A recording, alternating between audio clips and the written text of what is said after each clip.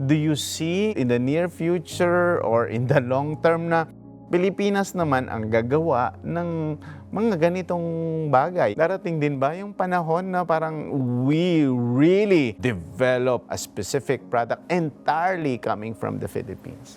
The answer to the question is yes. We can do it.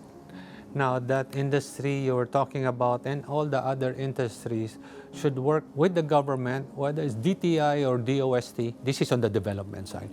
DTI and DOST, if we all agree that we should buy this, develop this here in the Philippines, they have the funds. So why don't we pour in the R&D, the research, and developing that supply chain so the Philippines can buy it, or the Philippine industry can buy it here. For example, DepEd, and then we have a program of digitalizing the classrooms. When you digitalize the classrooms, kailangan ng mga estudyante ng laptop or iPad. Yung ganyan, those electronic devices. Yes. Bibili natin lahat yun. Oo.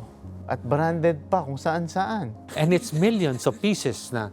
Yes. So let's work with these government institutions that for Filipino students, we will digitalize it. We don't want to start from scratch. That's not the way to approach. But let's work and partner with this, I won't mention name, with these Taiwanese companies, for example.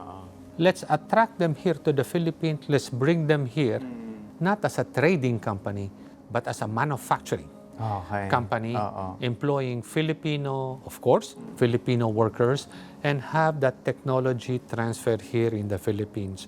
So all the laptops, all the pads for the students and notebooks for the teachers are made in the Philippines. Here. There are several factors there. Attracting a company to come here to the Philippines to build all that, I won't say it's easy, but it's not difficult.